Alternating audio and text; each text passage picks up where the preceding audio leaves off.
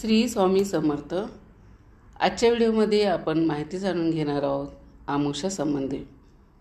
उद्या आहे 17 एप्रिलला म्हणजे शुक्रवारी चैत्र अमावस्या. चैत्र महिन्याच्या कृष्ण पक्षाच्या शेवटच्या दिवसाला चैत्र अमावस्या असे म्हणतात. प्रत्येक अमावस्येचे महत्त्व हे सुद्धा वेगवेगळं असतं. त्यात चैत्र अमावस्या ही खूप महत्त्वाची तिथी मानली जाते. कारण बघा, या महिन्यामध्ये चैत्र नवरात्री, रामनवमी, गुढीपाडवा, हनुमान जयंती यासारखे अनेक महत्त्वाचे सण जे आहेत तर ते साजरे केले जातात आणि म्हणून या अमावस्येला विशेष महत्त्व दिले जाते. चैत्र महिन्यातील अमावस्या पूर्वजांना प्रार्थना करण्यासाठी, स्नान करण्यासाठी, दान करण्यासाठी आणि आत्मशुद्धीसाठी विशेष शुभ मानले जाते. या चैत्र अमावस्येचा प्रारंभ गुरुवार 26 एप्रिलला रात्री 8:11 होणार आहे आणि समाप्ती शुक्रवारी म्हणजे 17 एप्रिलला सायंकाळी 5:21 होणार आहे. यामुळे 17 एप्रिल रोजी म्हणजे शुक्रवारी ही अमावस्या तिथी साजरी केली जाणार आहे.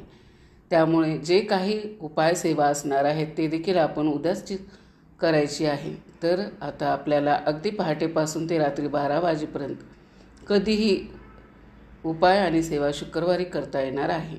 या व्यतिरिक्त उद्याच्या दिवशी सकाळपासून आपल्याला कुठली कुठली कामं करायची आहे, कुठल्या गोष्टीचा समावेश उद्याच्या दिवशी करायचा आहे हे आजच्या व्हिडिओच्या माध्यमातून जाणून घेणार आहोत. या व्हिडिओमध्ये जवळजवळ 14 ते 15 कामे तुम्हाला सांगितली जाणार आहे. पण हे सगळेच करायचं असं नाही. जे जे यापैकी आपल्याला शक्य होणार आहे ते करण्याचा प्रयत्न करा. कारण सगळंच करणं प्रत्येकाला शक्य होत नाही. पण जे आपल्याला शक्य होतं ते जर केलं तर निश्चितच त्याचा सकारात्मक असा अनुभव आपल्याला दिसून येतो. तर चला सुरुवात करूया आजच्या व्हिडिओला. मैत्रिणींनो, उद्या सकाळी आंघोळीच्या पाण्यामध्ये आपल्याला थोडे काळे तीळ टाकून आंघोळ करायचे आहे. अमावस्या तिथीला जर आपण काळे तीळ टाकून आंघोळ केली तर आपल्याला जो काही राहू केतूचा त्रास आहे किंवा आपल्याला साडेसाती असेल किंवा कालसर्प दोष जरी असेल ना तर तो म्हणजे दूर होण्यासाठी हळूहळू मदत होत असते. फक्त ही जी गोष्ट आहे ती सातत्याने करायची आहे.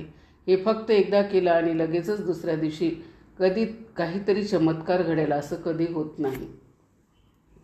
त्यामुळे सातत्य असणं आणि मुख्य म्हणजे विश्वास असणं गरजेचं आहे. तर अशा पद्धतीने तुम्ही हा उपाय करू शकता. या व्यतिरिक्त आपल्याला सूर्याला अर्घ्य देखील द्यायचा आहे आणि सूर्याला अर्घ्य देताना त्यामध्ये आपल्याला तांब्याचा तांब्या घ्यायचा, त्यामध्ये पाणी भरायचं, त्यानंतर थोडंसं हळद कुंकू टाकायचं, अक्षता टाकायच्या आणि त्यासोबत थोडेसे काळे तीळ टाकायचे. याने सूर्याला अर्घ्य द्यायचं आहे. असं केल्याने देखील आपल्या आयुष्यामध्ये सकारात्मकता येते. पितृदोष दूर होण्यासाठी देखील मदत मिळते.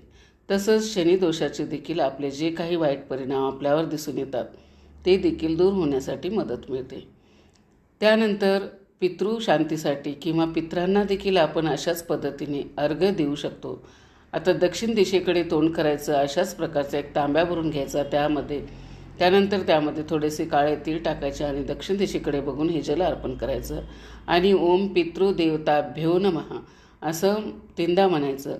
असे केल्याने देखील पितृदोषापासून मुक्तता मिळण्यासाठी मदत मिळत असते. त्यानंतर आपला जो मुख्य दरवाजा आहे त्या ठिकाणी देखील आपल्याला शुभ लाभ ओल्या कुंकवाने लिहायचा आहे. जो उंबरटा आहे तो स्वच्छ करून हळदीचं लेपन करून घ्यायचा आणि त्या ठिकाणी देखील एक दिवा लावायचा आहे. तो तुम्ही कणकेचा देखील लावू शकता. कणकेचा दिवा लावा, त्यामध्ये तुम्ही तूप टाकू शकतात किंवा मग मोहरीचं तेल जर असेल तर मोहरीच्या तेलाचा दिवा लावला तरी हरकत नाही. अशा पद्धतीने मुख्य वरची जी कामं आहेत ते देखील तुम्ही सकाळी करून घेऊ शकता. त्यानंतर आपल्या घरातले जे देव आहेत त्यांना दररोज आंघोळ घालत असतो. पण अमावस्या तिथीला जर तुम्हाला देवारा जर आवरायचा असेल ना तर तो तुम्ही आवर्जून अमावस्येच्या दिवशी आवरावा. इतर वेळेस कधीही उठसूट आवरू नये. तसेच बघा, अमावस्येला देवांना आंघोळ घालण्यापूर्वी उठणं लावायचं आहे. उठणं म्हणजे देवांना थोडीशी हळद लावायची आहे आणि मग देवांना आंघोळ घालायची आहे. अशा पद्धतीने करून बघा, निश्चितच त्याचा देखील सकारात्मक असा अनुभव तुम्हाला पाहायला मिळेल. त्यानंतर देवघरामध्ये देखील तुपाचा दिवा लावायचा आहे. अमावस्या तिथी ही माता लक्ष्मीला अतिशय प्रिय तिथी आहे. त्यामुळे तुपाचा जर दिवा लावलात, त्यामध्ये चिमूटभर पण हळद टाकली किंवा जी आपण वात ठेवणार आहोत ती जरी लावायच्या लाल रंगाची ठेवली तर निश्चितपणे त्याने देखील लक्ष्मीची कृपा होण्यासाठी आपल्याला मदत मिळणार आहे. त्यानंतर अमावस्या दिवशी सेवा काय करायच्या असतात तर माता लक्ष्मीच्या ज्या काही सेवा आहेत जसं की कुंकुमार्चन आहे, श्रीयंत्रावर कुंकुमार्चन करा. श्रीयंत्र नसेल तर तुमच्याकडे कवड्या असतील तर तुम्ही कवड्याची सेवा करू शकता. तुमच्याकडे देवीचा टाक असेल तर त्यावर देखील कुंकू अर्चन केलं तरी चालेल. पण अशा पद्धतीने अमावस्येच्या दिवशी आपल्याला श्रीयंत्रावर किंवा श्रीयंत्र नसेल तर देवीच्या टाकावर 16 वेळेस श्रीसूक्त म्हणून अभिषेक करायचा आहे, म्हणजे कुंकुमार्चन करायचं आहे. त्यानंतर जर तुम्हाला दुर्गा सप्तशतीचा पाठ करणं शक्य होणार असेल तर तुम्ही दुर्गा सप्तशतीचा पाठ देखील अमावस्येच्या दिवशी करू शकतात. त्याने देखील माता लक्ष्मीची कृपा होण्यासाठी मदत मिळते. या व्यतिरिक्त माता लक्ष्मीच्या सेवा म्हटलं तर कुंजिका स्तोत्र आहे, महालक्ष्मी अष्टक आहे, हे देखील तुम्ही म्हणू शकता. जे जे शक्य होणार आहे ते करण्याचा प्रयत्न करा. अगदी सगळंच प्रत्येकाला शक्य होत नाही, पण जे करता येईल ते विश्वासाने करायचं आहे. त्यानंतर बघा, आपल्याला उद्या काही उपाय देखील करायचे आहेत. तर त्यामध्ये दही भाताचे जे उपाय आहेत तर ते करायचे आहेत. तर थोडक्यात सांगते, आपल्याला दक्षिण दिशेला कावळ्यासाठी दहीभात ठेवायचा आहे. तुम्हाला जर मुख्य दरवाजावरून उतारा करायचा असेल तर दहीभाताचा उतारा देखील करू शकतात. उतारा केल्यानंतर तो जो भात दही आहे तो एखाद्या मोकळ्या ठिकाणी झाडाखाली नेऊन ठेवायचा आहे, जेणेकरून कुणाच्या त्यावर पाय पडणार नाही. अशा पद्धतीने उतारा केल्याने घरातील नकारात्मकता निघून जाण्यासाठी मदत मिळते. त्यानंतर नारळाचे देखील उपाय अमावस्येच्या दिवशी केले जातात. जर तुम्हाला घराचे दृष्ट काढायचे असेल तर घराचे दृष्ट काढण्यासाठी देखील तुम्ही एक नारळ घ्यायचा आहे, तो सोलायचा आहे, तो तसाच घ्यायचा, मुख्य दरवाजावरून 7 वेळेस उतरायचा आणि तो एखाद्या झाडाखाली नेऊन ठेवायचा. कुणाच्या पायदळी पडेल किंवा रस्त्यावर कुठेतरी टाकायचा आणि मग त्यावरून गाडी वगैरे गेली तर अपघात घडू शकतो. त्यामुळे ही काळजी आपल्याला घ्यायची आहे, जेणेकरून असे अपघात घडणार नाही. अशा पद्धतीने तो नारळ ठेवून द्यायचा आहे. त्यानंतर आता अशाच प्रकारचा नारळ तुम्ही घरातील एखाद्या आजारी व्यक्तीवरून उतरवला किंवा एखादी कर्ता व्यक्ती आहे, तिला जर कामामध्ये यश येत नाही तर त्यासाठी देखील तुम्ही नारळाचा उतारा करू शकतात किंवा नारळावर कापूर होम देखील केला जातो. एक नारळ घ्यायचा, तो सोलायचा नाही. त्या नारळावर आपल्याला 4 ते 5 भीमसेनी जी कापूर आहे किंवा साधा कापूर असेल तर ते हळूहळू आपल्याला पेटवायचं आहे आणि ते करत असताना एखादा मंत्र म्हणायचा आहे किंवा लाल किंवा कालभैरवाष्टक देखील तुम्ही म्हणू शकता. आणि अशा प्रकारे जर सलग तुम्ही उद्यापासून 40 दिवस कापूर होम केला तर निश्चितपणे घरातील निगेटिव्हिटी जी आहे ती निघून जाण्यासाठी मदत मिळते. तर हा देखील उपाय तुम्ही करू शकता. यानंतर अमावस्येच्या दिवशी पिवळ्या मोहरीचे देखील उपाय केले जातात. तुमच्याकडे जर पिवळी मोहरी असेल तर पिवळी मोहरी जी आहे तिची मुठभर घ्यायची आणि आपल्या घरातील जी व्यक्ती आजारी असेल किंवा आपल्या घरातील प्रत्येक सदस्यावरून हा उपाय करायचा आहे. तर तिच्यावरून ही पिवळी मोहरी 7 वेळेस उतरवून टाकायची आहे. त्यानंतर एका ठिकाणी जमा करायची आणि ती कापुरासोबत प्रज्वलित करायची. बघा, असं केल्याने देखील निगेटिव्हिटी निघून जाण्यासाठी मदत मिळतं असते. हाच उपाय तुमच्याकडे जर समजा नारळ नसेल, नारळाचा उतारा करणं शक्य नसेल तर पिवळ्या मोहरीचा देखील उपाय करू शकतात. पिवळी मोहरी जेव्हा तुम्ही घरावरून उतरवणार आहात तेव्हा मात्र ती प्रज्वलित न करता ती उत्तर दिशेला फेकून द्यायची आहे. त्यामुळे घेताना पिवळी मोहरी अगदी थोडी घ्या, खूप जास्त घेऊ नका. किंवा तुमच्याकडे पिवळी मोहरी नसेल तर तुम्ही तिळाचा देखील उतारा करू शकतात. काळे तीळ देखील जर तुम्ही तुमच्या पतीवरून, तुमच्या मुलावरून उतरवल्या किंवा तुमच्या स्वतःभोवती जरी 7 वेळेस फिरवले आणि ते उत्तर दिशेला फेकून दिले, त्याने देखील निगेटिव्हिटी निघून जाण्यासाठी मदत मिळते. फक्त तीळ घेताना थोडेसे घ्या आणि ते फेकताना उत्तर दिशेकडेच फेका. म्हणून आपल्याला थोडेसे घ्यायचे आहे, मुठभर घ्यायचे नाही.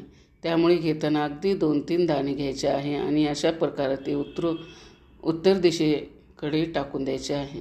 त्यानंतर पिंपळाच्या झाडाला आपल्याला काही गोष्टी अर्पण करायच्या आहेत. पिंपळाच्या झाडाला अमावस्येच्या दिवशी आवर्जून 11-21 प्रदक्षिणा घालायच्या आहेत. आता त्या ठिकाणी जाताना गूळ मिश्रित दूध आणि पाणी घेऊन जायचं आहे आणि ती पिंपळाच्या झाडाला अर्पण करायचं आहे. त्यासोबतच काळे तेल देखील आपल्याला पिंपळाच्या झाडाला अर्पण करायचे आहे. याने पितृदोषापासून मुक्तता मिळते. तर गोड दूध म्हणजेच गूळ मिश्रित दूध जर आपण अर्पण केलं तर त्याने माता लक्ष्मी आपल्यावर प्रसन्न होत असते. जशी आपली समस्या असेल तशा पद्धतीने आपण पिंपळाच्या झाडाला देखील काही गोष्टी अर्पण करू शकतो. या व्यतिरिक्त पिंपळाच्या झाडाखाली जर तिळाचा तेल घालून कणकेचा दिवा लावला तर त्याने देखील आपल्या विविध समस्या सुटण्यासाठी मदत मिळते. त्यासोबतच एक माळ जप करा. जर आपण त्या ठिकाणी ओम नमो भगवते वासुदेवाय या मंत्राची केली किंवा ओम पितृदेवताय नमः हा मंत्र त्या ठिकाणी म्हटला तर निश्चितपणे आपल्यावर भगवान श्री विष्णूची तर कृपा होतेच, पण आपला पितृदोष दूर होण्यासाठी देखील आपल्याला मदत मिळते. पण या ठिकाणी देखील तसंच आहे, इथे देखील आपल्याला सातत्य ठेवायचं आहे. फक्त एकदा करायचं आणि वर्षानुवर्षे करायचं नाही. असं करून आपल्याला कधीही त्यामध्ये बदल दिसून येत नाही. त्यामुळे हे जे आहे त्यामध्ये सातत्य ठेवणं गरजेचं आहे. त्यानंतर बघा, आपल्या सकाळी एक दिवा देखील लावायचा आहे. तुम्हाला सकाळी लावणं शक्य नाही झालं तर संध्याकाळी लावा. तर दिवा कशा पद्धतीचं लावायचं, तर त्यामध्ये लाल रंगाची कलावाची वात घालायची आहे आणि हा जो दिवा आहे तो आपल्याला आपल्या घरातील ईशान्य कोपऱ्याला लावायचा आहे. तुमचं देवघर ईशान्य कोपऱ्यात असेल, तुम्ही त्याच ठिकाणी लावला तरी चालणार आहे, हरकत नाही. पण तुम्हाला मुख्य दरवाजाच्या ठिकाणी लावायचं आहे, तर तिथे देखील तुम्ही अशा प्रकारचा दिवा लावू शकता. त्यानंतर मगाशी सांगितल्याप्रमाणे आपल्या घरातील निगेटिव्हिटी निघून जाण्यासाठी तुम्ही कापरासोबत देखील काही वस्तू जाळू शकता. आपल्या उंबरठ्यावर एक वाटी ठेवायची आहे. त्यामध्ये थोडेसे तांदूळ टाकायचे, 2-4 कापराच्या वड्या ठेवायच्या आणि हे प्रज्वलित करायचं. त्यानंतर त्यामध्ये आपण थोडीशी जी पिवळी मोहरी आपल्याकडे आहे ती किंवा मग काळे तीळ असतील तर ते टाकून आपण उंबरठ्यावर हे जाळायचं आहे. याचा जोपर्यंत धूर आपल्या घरामध्ये जात आहे तोपर्यंत एखादा मंत्र म्हणत राहायचा आहे. त्यानंतर हा जो कापूर आहे तो शांत झाल्यानंतर, ते थंड झाल्यानंतर आपल्याला हे निर्माल्यामध्ये टाकून द्यायचा आहे. हा अतिशय सोपा आणि साधा उपाय आहे. प्रत्येकाला करणं शक्य होईल. तर उंबरठ्यावर आपल्याला कापुरासोबत काय प्रज्वलित करायचं, तर कापुरासोबत आपल्याला थोडेसे तांदूळ घ्यायचे आहे, काळे तीळ घ्यायचं आहे आणि पिवळी मोहरी घ्यायची आहे. यापैकी तुमच्याकडे एखादं नसेल तर ठीक आहे, जे तुमच्याकडे उपलब्ध आहे ते तुम्ही प्रज्वलित करू शकतात. याने देखील निगेटिव्हिटी दूर जाण्यासाठी मदत मिळणार आहे. त्याचबरोबर या दिवशी आपल्या घरामध्ये चुकूनही वाद घालू नका आणि कोणाचाही अपमान देखील करू नका. या अमावस्येच्या रात्री निर्जन ठिकाणी किंवा स्मशानभूमीजवळ जाणे टाळा, कारण या दिवशी नकारात्मक ऊर्जाही जास्त असते. त्याचबरोबर या दिवशी होईल तेवढं दान तुम्हाला आवर्जून करायचं आहे. उन्हाळ्याचे दिवस असल्यामुळे शक्यतो पाण्याचे दान हे जास्तीत जास्त करा. तर अमावस्येला सकारात्मक अनुभव मिळण्यासाठी यापैकी जे उपाय सेवा करणे शक्य होणार आहे ते आवर्जून करण्याचा प्रयत्न करा आणि पुढे प्रत्येक अमावस्येला करत जा. नक्कीच तुम्हाला 6 महिन्यामध्ये जो काही सकारात्मक अनुभव येईल तो तुमच्या डोळ्यासमोर असणार आहे.